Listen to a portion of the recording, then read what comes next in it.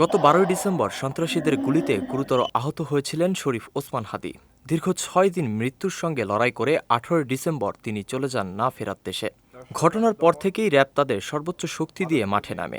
এই হত্যাকাণ্ডে ব্যবহৃত দুটি পিস্তল, ম্যাগাজিন ও অ্যামুনিশন সহ ইতোমধ্যে ৮ জনকে গ্রেফতার করা হয়েছে।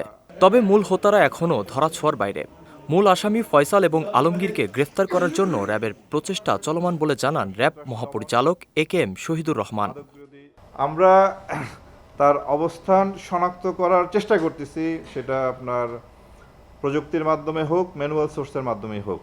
তার অবস্থান শনাক্ত হলে তারপরে তার গ্রেপ্তারের প্রক্রিয়াটি সম্পন্ন করা হবে।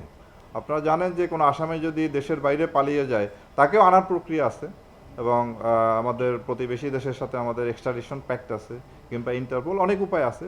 সেই সমস্ত উপায়ে প্রয়োগ করা যাবে যদি তার অবস্থানটা আমরা শনাক্ত করতে পারি।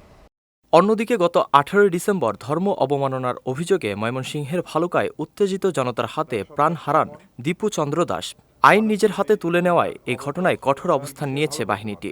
মহাপরিচালক জানান, এই হত্যাকাণ্ডের সঙ্গে সরাসরি সম্পৃক্ত ৭ আসামিকে ইতোমধ্যে গ্রেফতার করেছে র্যাব।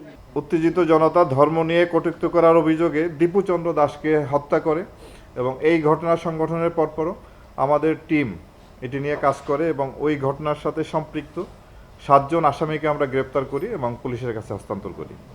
এছাড়া গণমাধ্যম প্রতিষ্ঠান প্রথম আলো ও ডেইলি স্টারে হামলার ঘটনাটি দেশে ব্যাপকভাবে আলোচিত হয়। সংবাদ সম্মেলনে জানানো হয়, গণমাধ্যমের ওপরে ন্যাক্কারজনক হামলার সঙ্গে জড়িতদের শনাক্ত করার কাজ শেষ পর্যায়ে। এছাড়া ২ জনকে আইনের আওতায় আনা হয়েছে বলেও জানিয়েছেন তিনি। এছাড়াও আপনারা জানেন যে প্রথম আলো, ডেইলি স্টার এই প্রতিষ্ঠানগুলোতে যারা আক্রমণ করেছে তাদেরকে আমরা শনাক্ত করে আমাদের গ্রেপ্তার প্রচেষ্টা অব্যাহত আছে। এ পর্যন্ত আমরা ২ জনকে গ্রেপ্তার করতে সক্ষম হই, এবং ঢাকা মেট্রোপলিটন পুলিশ বোধহয় উল্লেখযোগ্য সংখ্যক আসামি এই ঘটনায় গ্রেপ্তার করে।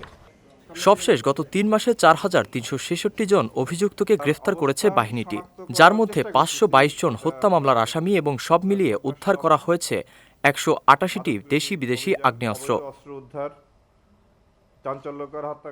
সামনেই ১২ই ফেব্রুয়ারির জাতীয় সংসদ নির্বাচনকে ঘিরে যে কোনো ধরনের নাশকতা রুখতে এবং একটি সুষ্ঠু পরিবেশ বজায় রাখতে বাহিনীর তৎপরতার কথা জানান র্যাব প্রধান।